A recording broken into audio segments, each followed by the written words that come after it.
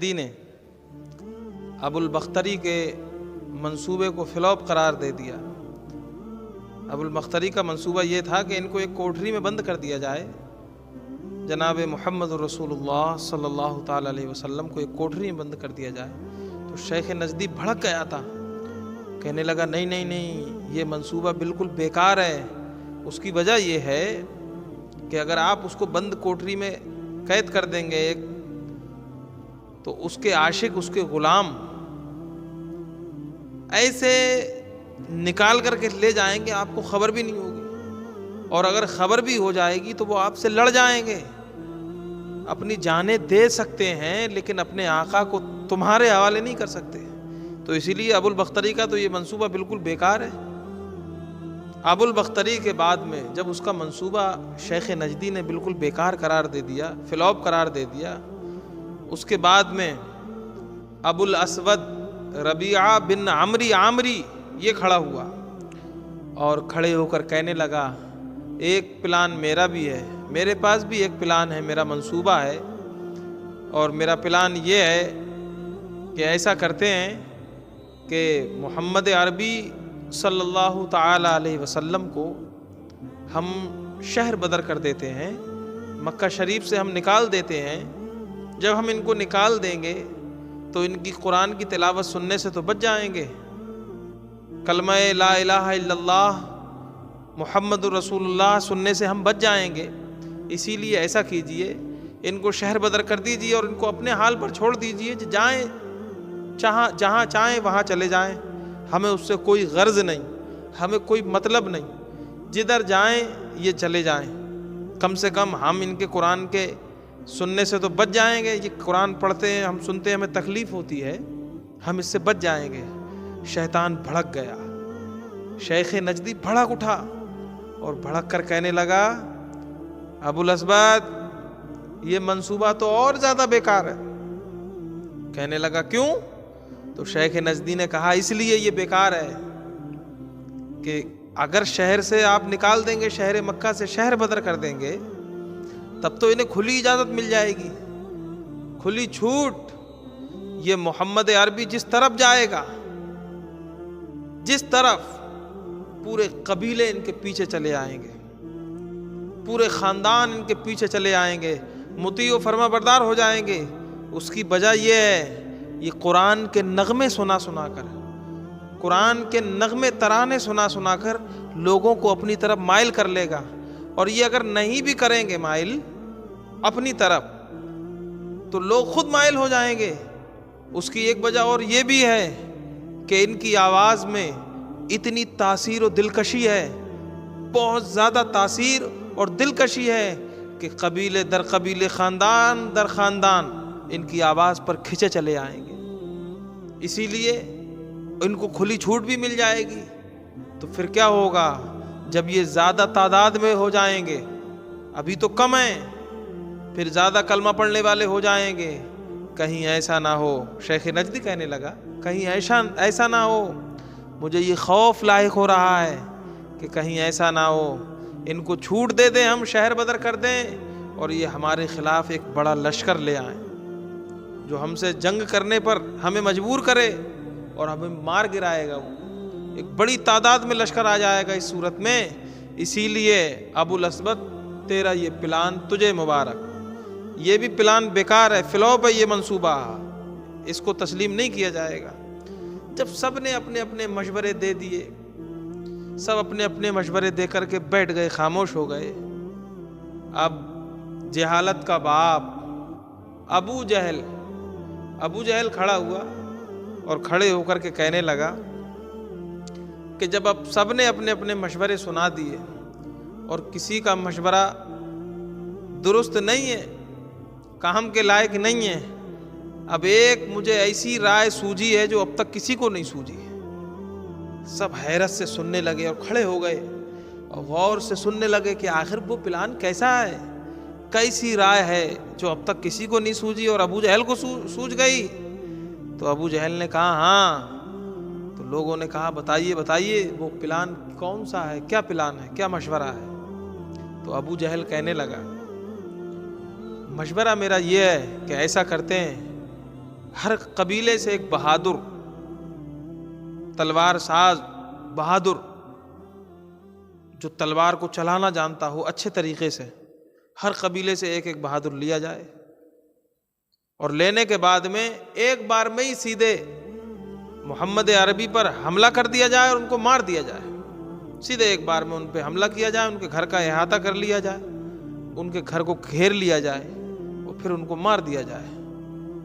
جب یہ پلان شیخ نجدی نے سنا تو خوش ہو گیا، او ہو مارے خوشی کے پھولا نہ سمائے، خوش ہو گیا، وہ کہنے لگا پلان بہت اچھا ہے، یہی کرو۔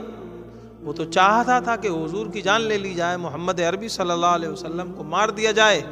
شیطان تو دشمن انسانیت ہے، اور وہ انسانیت کے باپ ہیں تاجدار دو عالم صلی اللہ علیہ وسلم، وہ تو چاہ ہی رہا تھا کہ ان کو مار دیا جائے، قتل کر دیا جائے۔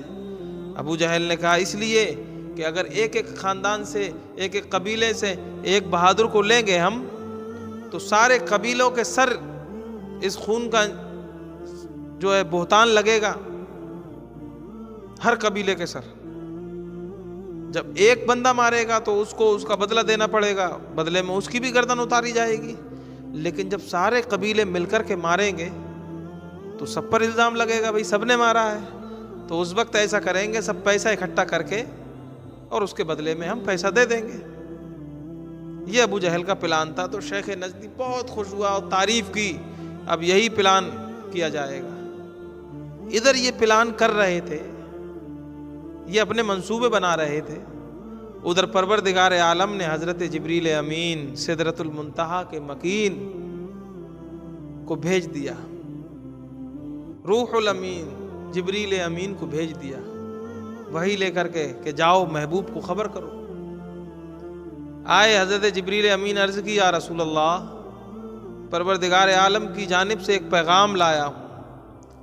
پیغام یہ ہے کہ کفار و مشرکین آپ کے خلاف منصوبہ سازی کر رہے ہیں، پلان بنا رہے ہیں آپ کو مارنے کا، آپ کو قتل کر دینے کا۔ انہوں نے یہ پلان بنائے ہیں، دار الندوہ میں بیٹھ کر ان کی مجلس شورا ختم ہو گئی، وہ اپنے اپنے گھر چلے گئے سب۔ ادھر جبریل امین نے حضور کو خبر دیا کر کے، اور اس کا واقعہ اللہ نے بھی قرآن میں اس واقعے کو نقل فرمایا ہے کہ محبوب یاد کیجئے جب کفار و مشرکین آپ کے خلاف تدبیریں کر رہے تھے، خفیہ تدبیریں کر رہے تھے، آپ کو مار دیں یا آپ کو قتل کر دیں یا آپ کو بند کر دیں، قید کر دیں، قتل کر دیں، یا آپ کو شہر بدر کر دیں، یہ خفیہ تدبیریں کر رہے تھے، اور اللہ بھی خفیہ تدبیر کر رہا تھا۔ بے شک اللہ کی تدبیر، خفیہ تدبیر سب سے بہتر ہے، سب سے بہتر اللہ نے کی اور اپنے حبیب کو بتا دیا۔ حضور نے جب یہ سنا تو میرے آقا صلی اللہ علیہ وسلم دوپہر کے وقت بارگاہ میں آئے، حضرت صدیق اکبر رضی اللہ تعالی عنہ کے پاس میرے آقا تشریف لائے اور کہا صدیق، گھر والوں کو، اہل خانہ کو تھوڑا سا سائڈ کر دیجئے، ہمیں تنہائی میں کوئی بات کرنا ہے۔ تو یار غار نے فرمایا، عرض کی یا رسول اللہ، حضرت عائشہ صدیقہ رضی اللہ تعالی عنہ کے سوا یہاں کوئی نہیں ہے۔ تو میرے آقا نے ارشاد فرمایا، صدیق ایسا ہے، رب کی جانب سے وحی آئی ہے، جبریل امین پیغام لائے تھے کہ اب ہجرت کی جائے۔ جبریل امین نے یہ پیغام دیا ہے خدا کی جانب سے کہ رب فرماتا ہے محبوب اب ہجرت کرو، ہجرت کا وقت ہے، شہر مکہ کو چھوڑ دو، اپنی اس آبائی زمین کو، آبائی وطن کو، اپنے اس آبائی وطن کو چھوڑ دو، اب آپ ہجرت کر کے چلے جائیے، یہاں سے ہجرت کیجئے، یہاں سے نکل جائیے۔ کیوں؟ کیونکہ کفار نے مجھے مارنے کا پلان بنا لیا ہے، اور اب تعالیٰ نے مجھے اس کی خبر دے دی جبریل امین کے ذریعے، اور ہجرت کا حکم ہے کہ آپ چلے جائیے۔ تو اپنا ہجرت کر کے چلتے ہیں۔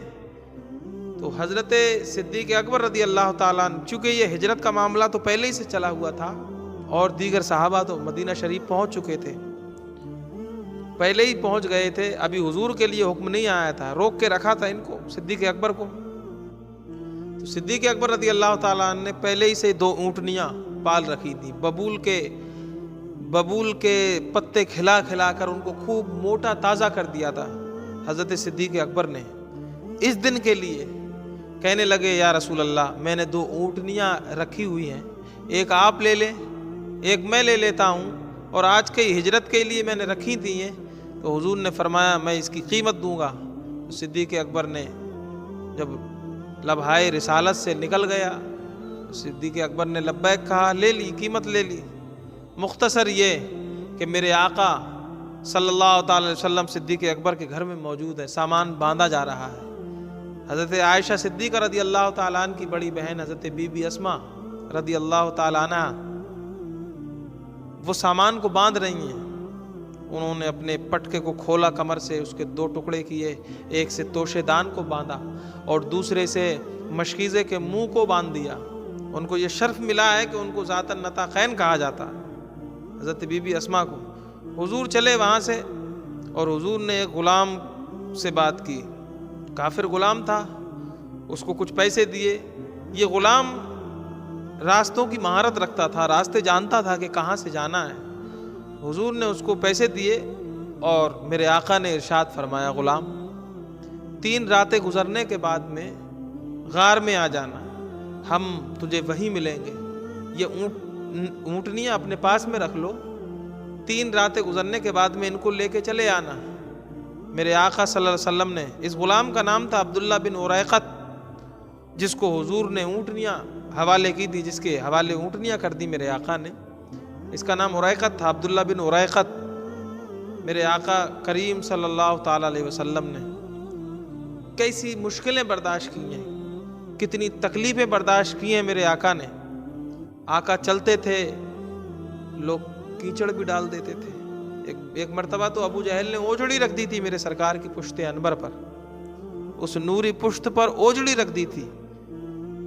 آقا چلتے تھے، راستے میں کانٹے، لوگ پتھر مارتے تھے، لیکن میرے آقا کتنے کریم ہیں۔ میرے آقا انہوں نے ہم تک دین پہنچایا، بڑی مشکل سے دین پہنچا ہے، لیکن ہم لوگوں نے کیا صرف کلمہ پڑھ لیا، ہو گئے مسلمان، نہ نماز کے قریب، نہ روزہ رکھنا ہمیں آتا، نہ صحیح طریقے سے خدا کی عبادت کرنا ہمیں آتی، جھوٹ ہم بولیں، غلط کام ہم کریں، جن کاموں سے شریعت نے منع کیا، اللہ اس کے رسول جن کاموں سے ناراض ہوتے ہیں، ہم وہی رات دن کام کرتے ہیں۔